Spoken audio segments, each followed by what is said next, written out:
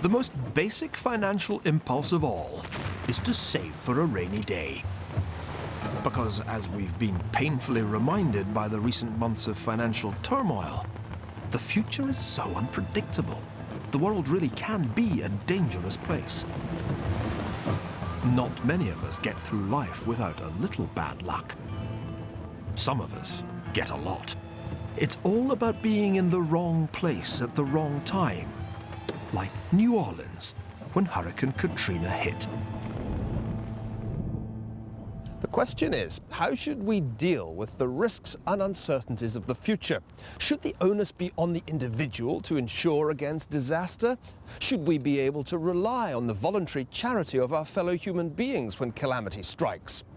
Or should we be able to count on the state, in other words, the compulsory contributions of our fellow taxpayers, to bail us out when the flood comes?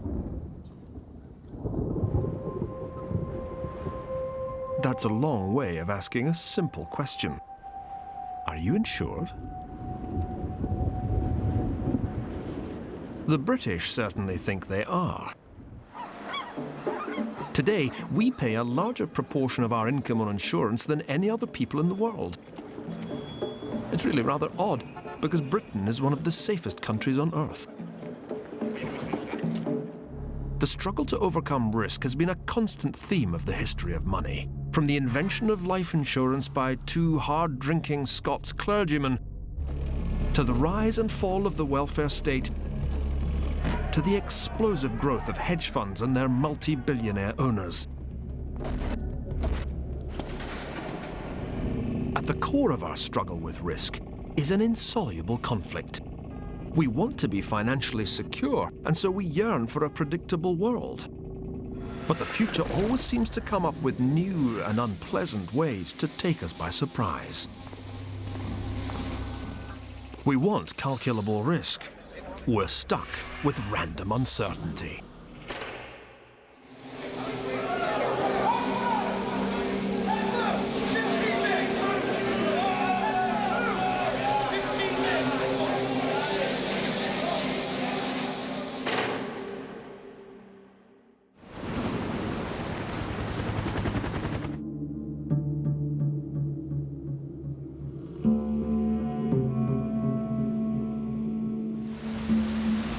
When Hurricane Katrina hit New Orleans in the last week of August 2005, it caused death and destruction.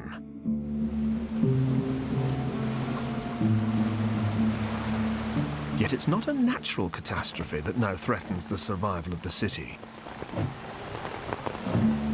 The real lesson of the disaster is about money.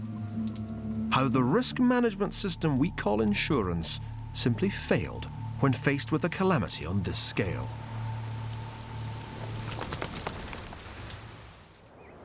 The hurricane didn't hit New Orleans directly. The main force of the storm passed to the northeast of the city. But just as the residents breathed a sigh of relief, the real catastrophe began. This industrial canal links Lake Pontchartrain to the Mississippi, and after the hurricane, the huge storm surge raised the water level in the canal so high that it broke the levee, pouring umpteen gallons of the lake over here into the 9th Ward of New Orleans. Just to the east of the 9th Ward is St. Bernard, a blue-collar community of homeowners, all, on paper at least, covered by private insurance.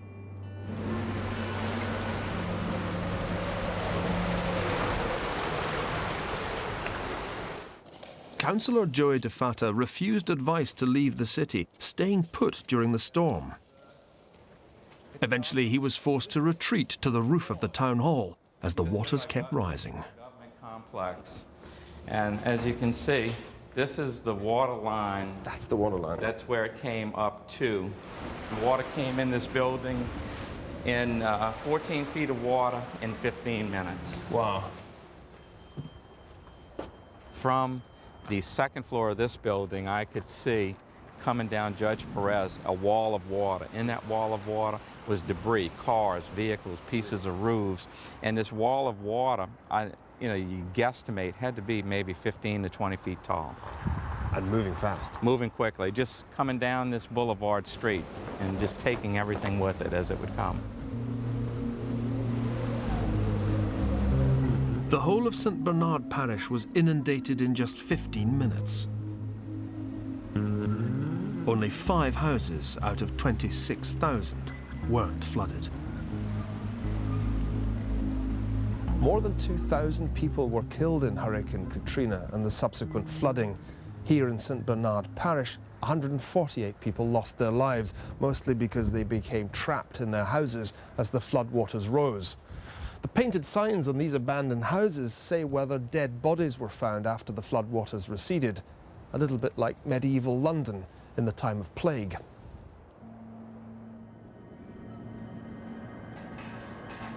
Yet 3 years later, it's not flooding or plague that's killing New Orleans. A harsh financial reality has emerged. People can't live here anymore because they can't insure their homes. One man made it his mission to show the limits of private insurance when it comes to a really big crisis.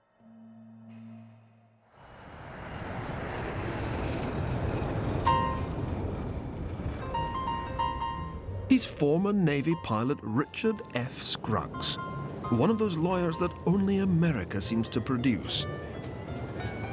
Dickie Scruggs took $50 million off the asbestos industry, then $248 billion off tobacco companies for failing to warn smokers of the danger of lung cancer. This kind of work has its rewards. Scruggs' share in fees on the tobacco case was $1.4 billion. Scruggs' latest target has been America's insurance companies. His clients, hundreds of homeowners whose houses were destroyed by Katrina, argued that the companies were refusing to pay up on genuine claims, a view the insurers disputed. There was a house there? There was a house here, a house next to it, where you see the trailer. Scruggs had a dog of his own in this fight. This house looks like it's... His own home on Pascagoula's Beach Boulevard, here on the Mississippi coast, was so badly damaged by Katrina that it had to be demolished. This is the front door? This is the front door, right here. The edge of the slab, if you will. You were slabbed, good and We were proper. slabbed. If you could fix the system, But I have the means, I'm fortunate enough that I have the means to lose a house and build to lose a house and build it back. Most people here don't. Right. If you had the power to change the system so that people really were insured, how would you do that? Is there a way of making insurance work again? There is, and it's disclosure of what you're buying, so that you know, like a drug, there's a black box warning on there. This is what it does. This is what you should watch out for, as opposed to this device, which is called the modern insurance policy, which no one can interpret or understand. It seemed as if the insurance companies had been well and truly scrugged. One of America's biggest insurers settled hundreds of cases brought by Scruggs on behalf of clients whose claims had been turned down. But in this bitter high-stakes battle, the insurance companies had the last laugh. After winning the case, Scruggs was convicted and sentenced to 5 years for attempting to bribe a judge and influence the distribution of legal fees. And the big insurance companies responded to the weight of post-Katrina claims by in effect declaring parts of the Gulf Coast a no-home insurance zone. Today, as Councillor Joey DeFatta has found out, insuring a house in this part of New Orleans is virtually impossible. They can't get a mortgage either. That is correct. They have to make a choice. Do I build a house here, or do I relocate to another area where insurance may be a little bit cheaper and I can afford it? So that is hurting our community. It's taking our people away, the nucleus of this parish, and pulling them away. 3 years after disaster struck, St. Bernard Parish has only a third of its pre-Katrina population.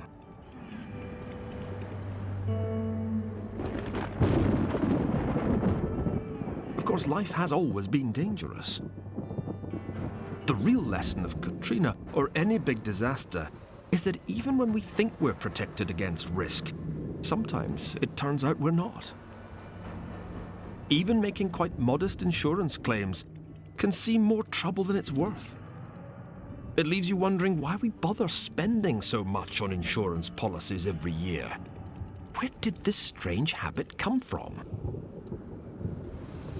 Saving up for the proverbial rainy day is the first principle of insurance. But the trick is knowing what to do with your savings, so that unlike in New Orleans after Katrina, they're there in the kitty when you really need them. But to do that, you need to be more than usually canny, and that gives us a valuable clue as to where the history of modern insurance has its origins. Where else but in bonny, canny Scotland.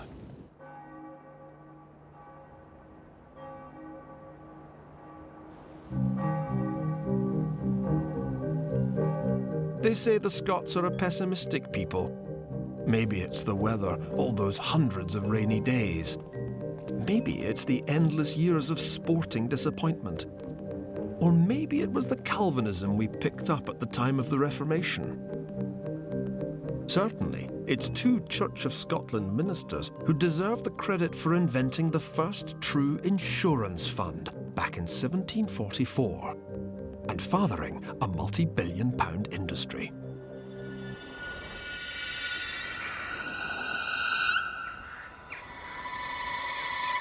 The kirkyard of Greyfriars is best known for the grave robbers, the resurrection men, who came here in the late 18th century to supply the medical school at Edinburgh University with corpses for dissection. But Greyfriars' lasting importance comes from the work of the minister here, Robert Wallace, and his friend Alexander Webster. It's somehow appropriate that it was Scottish ministers who invented modern insurance. After all, we tend to think of them as the embodiment of prudence and thrift, weighed down with an anticipation of impending divine retribution for every tiny transgression. But in fact, Robert Wallace was a hard drinker as well as a mathematical prodigy who liked nothing better than knocking back magnums of claret with his bibulous buddies. Wallace and Webster were unhappy at the way the widows and children of their fellow clergymen were treated when the Grim Reaper struck. They often found themselves homeless and penniless. The plan Wallace and Webster came up with was ingenious. The first true insurance fund in history. These are some of the voluminous calculations that Robert Wallace did, now housed at the National Archives of Scotland. And you can see how he ran the numbers over and over again, making very careful assumptions about the maximum number of widows and orphans that would have to be provided for. The key point, however, was that from now on, ministers wouldn't just pay money in that would be paid out when one of their number died. Rather, they would pay premiums that would be used to create a fund, and the fund would then be invested for profitable purposes. The widows and orphans henceforth would be paid out of the returns on that money, leaving the premiums to accumulate.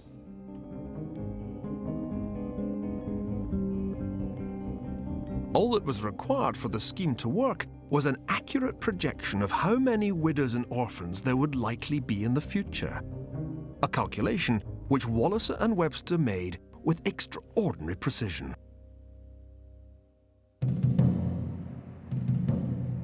The creation of the Scottish Ministers' Widows' Fund was a milestone in financial history, for it provided a model not just for Scottish clergymen, but for everyone who aspired to provide for life's eventualities.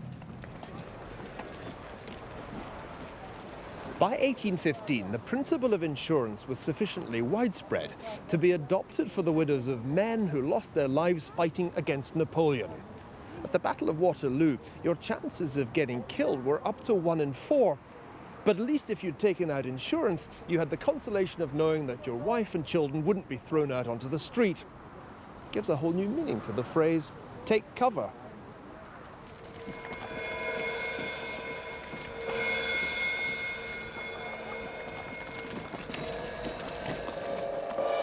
The The Scottish Ministers' Fund grew into the world-famous Scottish Widows.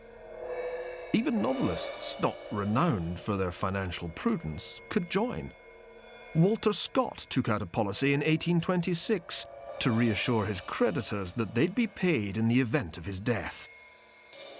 By the mid-19th century, being insured was as much a badge of respectability as going to church on Sunday.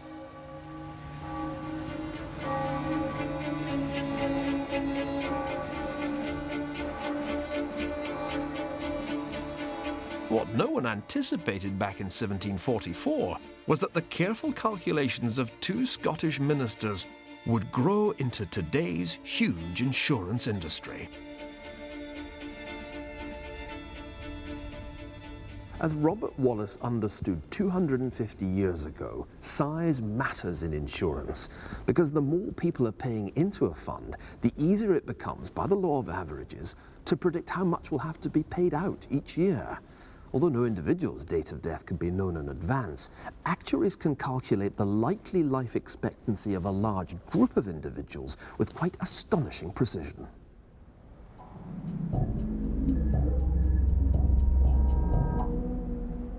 In other words, insurance is all about trying to cope with the risks of the future. If, that is, you're insured in the first place. No matter how many private funds like Scottish Widows were set up, there were always going to be people beyond the reach of insurance, who were either too poor or too feckless to save for that rainy day. The lot of the poor was once a pretty harsh one, either dependence on private charity or the harsh regime of the workhouse, like this typically austere one here in the heart of Edinburgh. Yet by the 1880s, people began to feel that life's losers somehow deserved better. The seed was planted of an entirely new approach to risk, a seed that would ultimately sprout into the modern welfare state. This state system of insurance was designed to exploit the ultimate economy of scale by covering literally every citizen, from the cradle to the grave.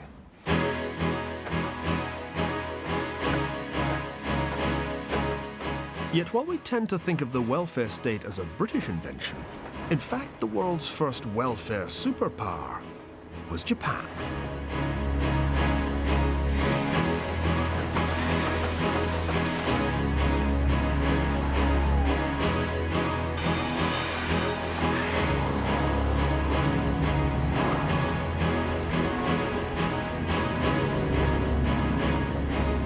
Disaster just kept striking Japan in the first half of the 20th century. In 1923, a huge earthquake devastated Tokyo. As in New Orleans, private insurance policies turned out to be worth little more than the paper they were printed on. A new idea began to emerge in Japan, that the state should take care of risk. But this was to be state protection allied with imperial ambition. The Japanese set up a welfare state. And they did it to promote warfare. It was the mid-20th century state's insatiable appetite for able-bodied young soldiers and workers, not some kind of bleeding heart altruism, that inspired the rise of welfare. State healthcare would ensure a fitter populace and a steady supply of able-bodied recruits to the emperor's armed forces, and deliver him an empire.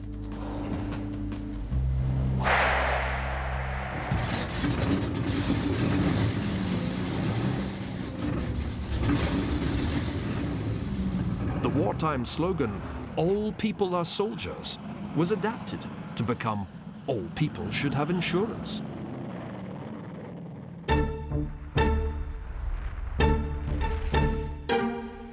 The only problem was that Japan had gone to war with the world's economic colossus, the United States.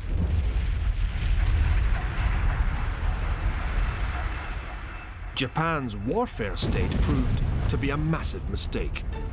Quite apart from the nearly 3 million lives lost in Japan's doomed bid for empire, by 1945, the value of Japan's entire capital stock seemed to have been reduced to zero by American bombers.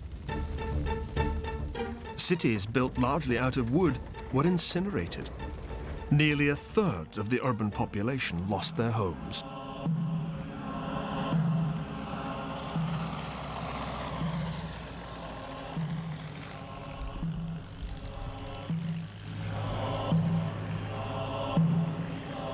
Practically the only city to survive intact was Kyoto, the former imperial capital.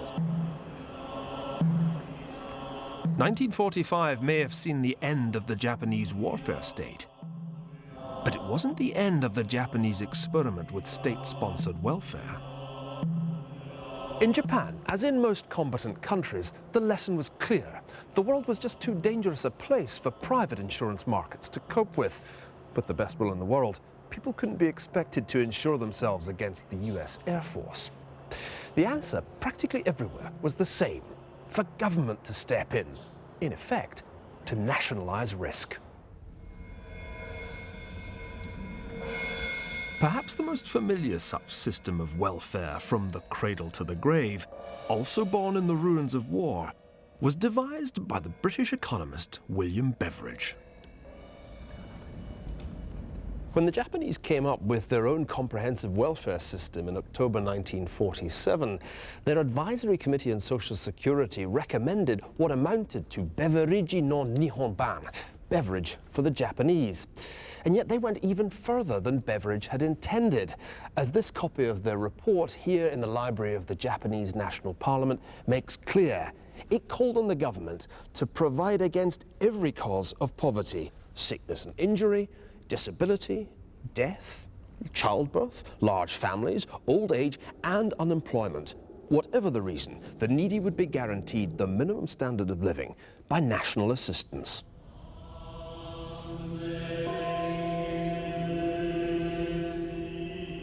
From now on, the Japanese would no longer have to rely on the benevolence of a feudal lord or the luck of the gods. The welfare state would cover them against all the vagaries and vicissitudes of the modern world.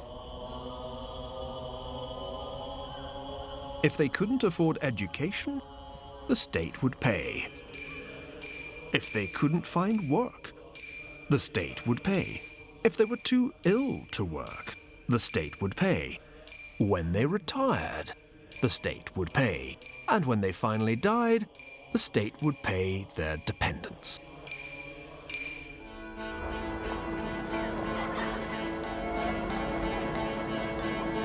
So what happened after the war in Japan was merely the extension of the warfare welfare state. The slogan now became, all people should have pensions. The Japanese welfare state seemed to be a miracle of effectiveness. In public health and education, Japan led the world.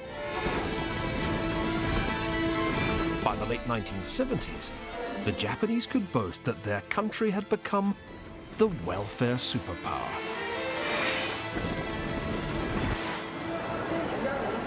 Run like this, the welfare state seemed to make so much sense. Japan had achieved security for all, the elimination of risk, while at the same time growing so rapidly that by 1968, it had the second largest economy in the world. One US economist even predicted that Japan's per capita income would overtake America's by the year 2000.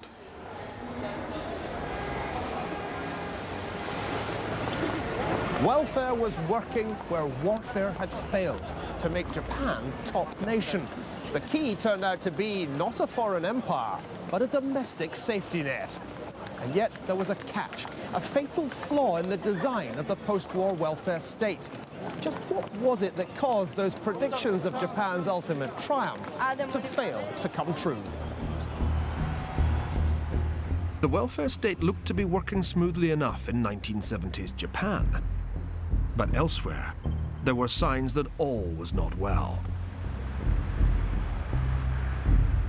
In Britain and throughout the Western world, The welfare state, it seemed, had removed the incentives without which a capitalist economy simply cannot function. The carrot of serious money for those who strive. The stick of hardship for those who are idle. The result was stagflation, low growth, and high inflation. What was to be done?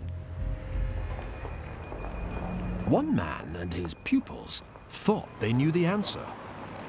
Thanks in large measure to their influence, one of the great economic trends of the past 25 years has been for the welfare state to be dismantled, reintroducing people with a sharp shock to the unpredictable monster they thought they had escaped from.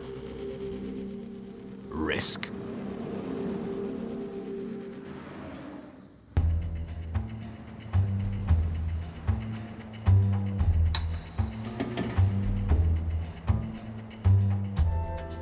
In 1976, a diminutive professor called Milton Friedman, working here at the University of Chicago, won the Nobel Prize in Economics. Milton Friedman won his place in the Economic Hall of Fame by restating this simple equation. MV equals PQ, where M is the money supply, V is the velocity at which it circulates, P is the price level, and Q is the quantity of expenditures. Friedman's observation was simple. If the money supply went up, then so did the price level. Hence the quantity theory of money. But you needed much more than a piece of chalk and a blackboard to answer the second crucial question of Milton Friedman's career. What had gone wrong with the welfare state? In Chile, he found the perfect laboratory to test his theories.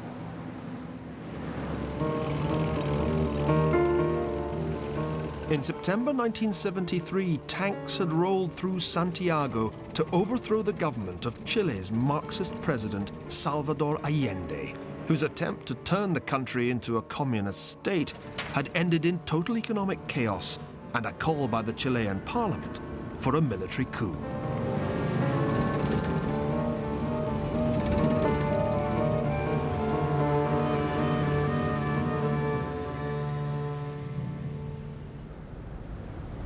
Up there on the balcony of the Carrera Hotel, opponents of the Allende regime celebrated with champagne as Air Force jets flew overhead to bomb the Moneda Palace.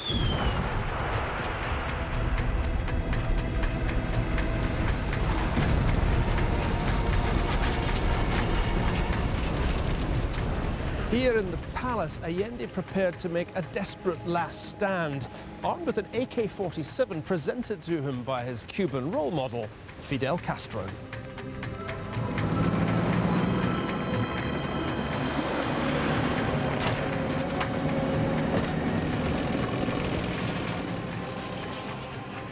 Looking out the palace window and seeing the tanks literally rolling in, Allende realized that it was all over for his dream of a Marxist Chile. Cornered here in what was left of the presidential quarters, he took the decision to shoot himself.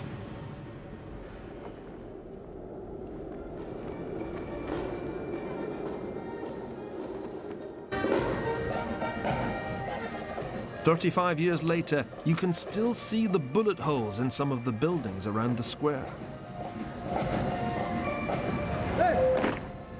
What happened here in September 1973 in many ways epitomized a worldwide crisis of the welfare state and posed a stark choice between alternative economic systems. With output collapsing and inflation rampant, Chile's system of universal benefits was effectively bankrupt.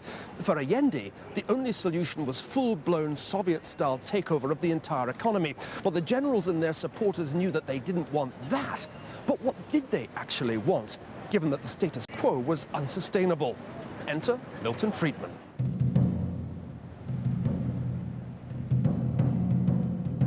In March 1975, Friedman flew from Chicago to Chile to answer that question.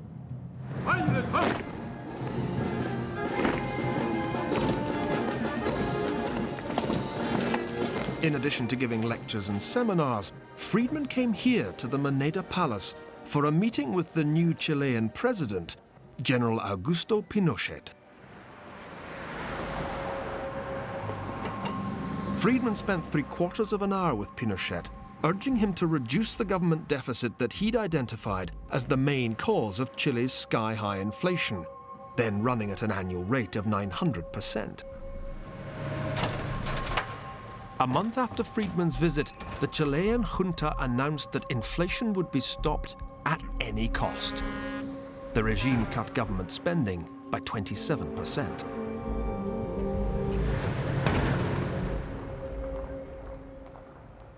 This problem of inflation is not of recent origin. It arises from trends towards socialism that started 40 years ago and reached their logical and terrible climax in the Allende regime.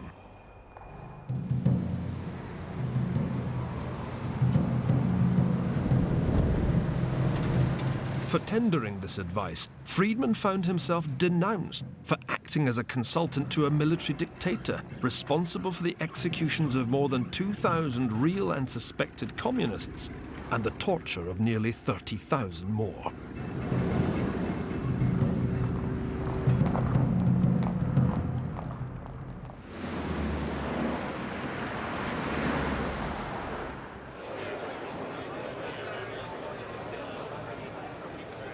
Chicago's role in Chile's new regime consisted of more than just a visit by Milton Friedman, however. Since the 1950s, there'd been a steady stream of bright young economists going from this place, the Catholic University in Santiago, to study in Chicago, and they'd come back convinced of the need to balance the budget, tighten the money supply, and liberalize trade. These were the Chicago boys, Friedman's foot soldiers. And yet the most radical of their ideas went beyond what Friedman had recommended to Pinochet. It amounted to a full-scale rolling back of the welfare state. The conservative economic revolution didn't begin in Thatcher's Britain or Reagan's America. It began right here in Chile. The mastermind behind this wholesale dismantling of the welfare state was a young economist called José Piñera. Chile's economy was destroyed. We have had 50 years of protectionism, state interventionism, light socialism, if you want, and then that was exacerbated during the Allende government. We had created a sort of welfare state, and that, of course, it was going bankrupt in Chile. Between 1979 and 1981, Piñera and his colleagues erected a radically new pension system for Chile, giving every worker the chance to opt out of the old pay-as-you-go state system. Instead of a payroll tax, each worker now could put 10% of his wages aside into an individual personal retirement account to be managed by private competing companies. There was also a small premium for disability and life insurance. The idea was to give each worker a sense that the money being put aside was his own property, his own capital.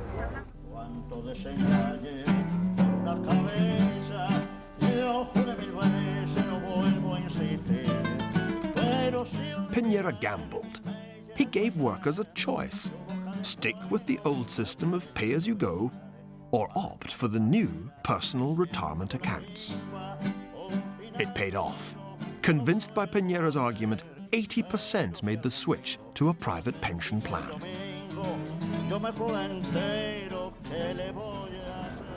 But was it worth it? Was it worth the huge moral compromise that the Chicago boys and the Harvard man made when they got into bed with a torturing, murderous dictatorship? Well, the answer to that question very much depends on whether you think their reforms helped pave a peaceful way back to a sustainable democracy in Chile. And I think they did.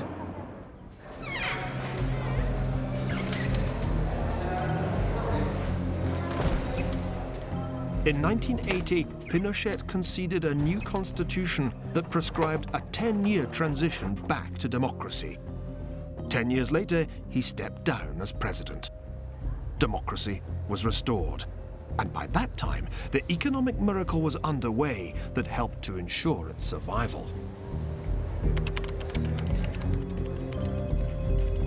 For the pension reform not only created a new class of property owners, each with his own retirement nest egg, it also gave the Chilean economy a massive shot in the arm. These brokers at the Banco de Chile are investing Chilean workers' pension contributions into the stock market, and they've been doing a pretty good job of it. Average returns on the personal retirement accounts has been over 10%, reflecting the fact that in the 20 years after 1987, the Chilean stock market has gone up by a factor of 18.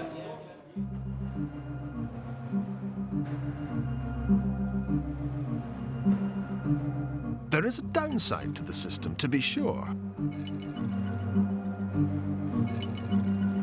Since not everyone in the economy has a regular full-time job, not everyone ends up participating in the system,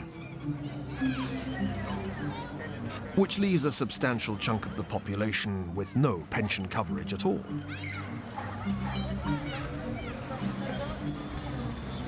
I'm standing in front of the Communist Party headquarters here in La Victoria, a suburb of Santiago which was once one of the hotbeds of opposition to the Pinochet regime. Because most people here are either unemployed or work in the informal sector, they don't or can't pay into the pension system, which means they don't get anything out of it. This is the kind of neighborhood where Che Guevara is still the local hero, not Jose Piñera.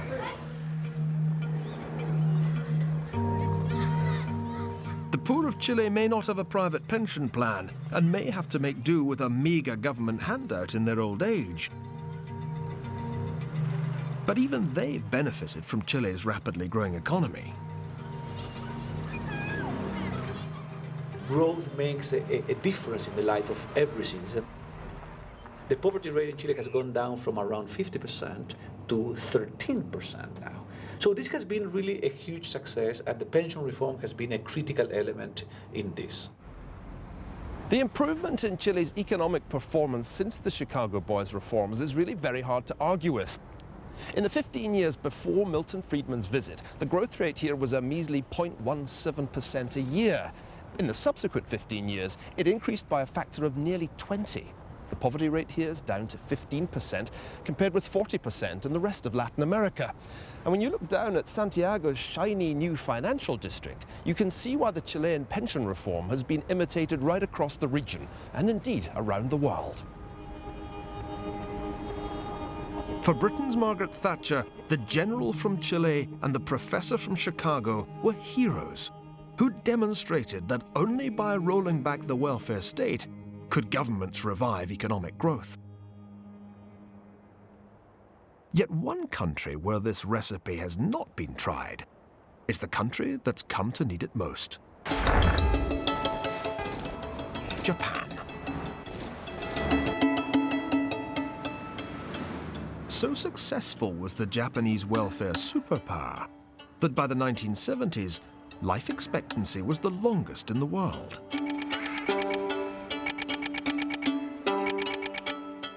The problem was that Japan's welfare state was too successful.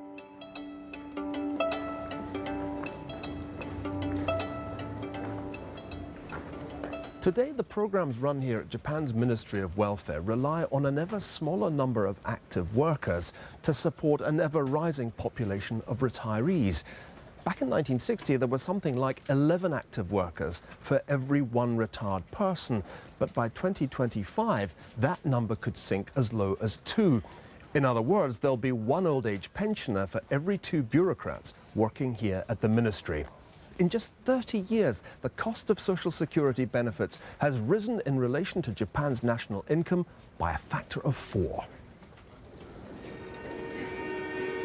Today, virtually all Japan's health insurance societies are in deficit, and the pension funds are nearly out of money too.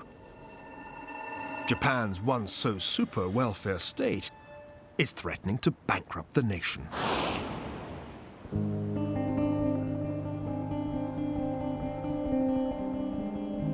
Insurance.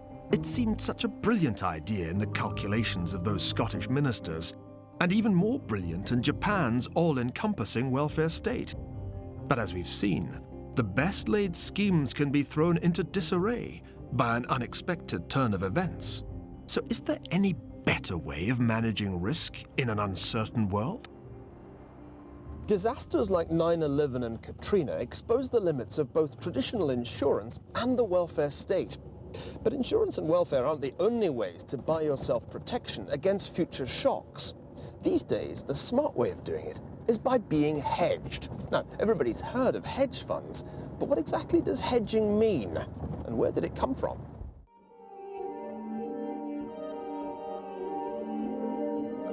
To most of us, hedge funds are a mystery. But the one thing we do know is that they can make you stupendously rich. One hugely successful hedge fund manager paid $60 million for this Cézanne, and he owns this Degas too. Not to mention a Jasper Johns he paid $80 million for. He's also given hundreds of millions of dollars to charity.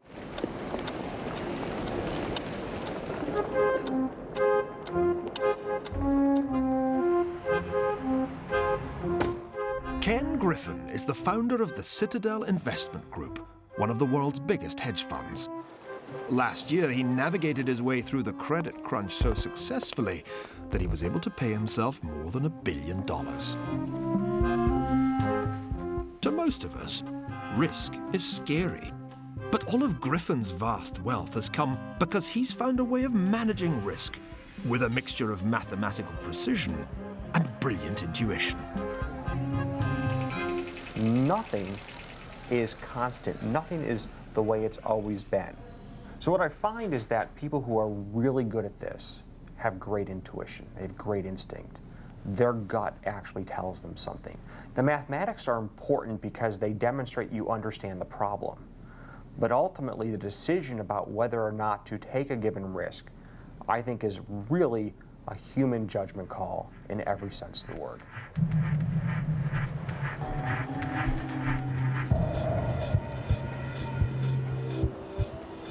The origins of hedging, appropriately enough, are agricultural. For a farmer, nothing is more important than the future price of his crop after it's been harvested and brought to market. But that could be higher or much lower than he expects. A futures contract allows him to protect himself by committing a merchant to buy the crop when it's brought to market at a price agreed when the seeds are being planted. The farmer gets a floor below which the price can't sink. The merchant gets a ceiling above which it can't rise. By signing a futures contract, both the farmer and the merchant have hedged their bets. Both parties are better off, and because of that, the world as a whole is much better off. It encourages capital formation. It encourages investment. It encourages people to do what is needed to be done to make the world a better place. With the development of a standardized futures contract, agreed rules, and an effective clearinghouse, the first true futures market was born. And its birthplace was here in the Windy City, Chicago. After the city's futures exchange was established in 1874, hedging commodities became standard practice.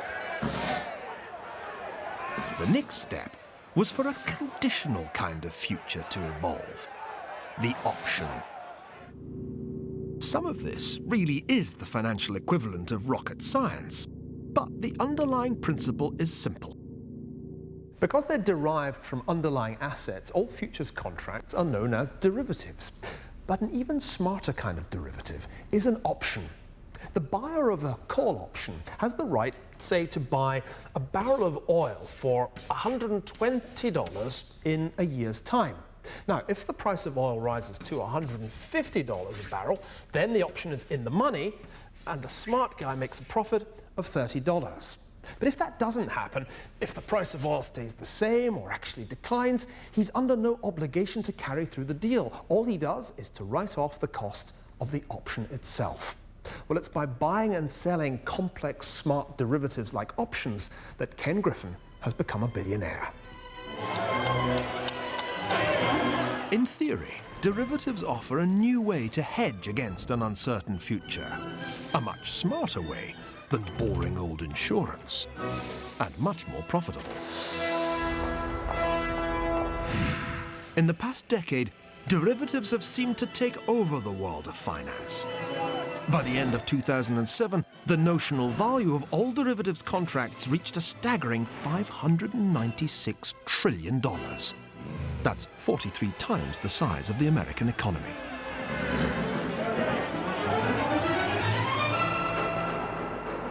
There are tremendous economic benefits for the people that work here. $20 billion in the hands of 1,000 people is really a 21st century phenomena. This never happened 50 years ago. Yet there are downsides to hedging too. When billionaire investor Warren Buffett described derivatives as financial weapons of mass destruction, he all but prophesied the downfall of American insurance giant AIG, whose European headquarters are there behind me, brought low not by selling insurance policies, but by selling derivatives that blew up in its face.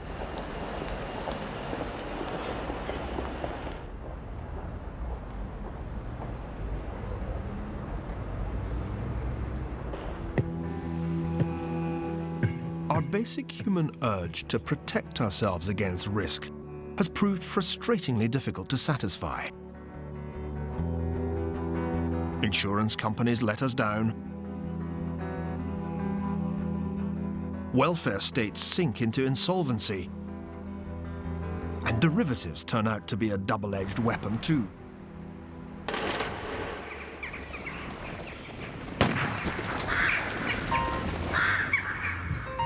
And so for many families, providing for the future now takes one very simple form: an investment in a house, the value of which is supposed to keep going up until the day the breadwinners need to retire. If the pension plan falls short, never mind. There's always home, sweet home. As a pension or an insurance policy, this strategy has one very obvious flaw. It represents a one-way, totally unhedged bet on a single market, the property market. But, as we'll see in the next episode of The Ascent of Money, a bet on bricks and mortar, or good old Japanese wood, is anything but as safe as houses.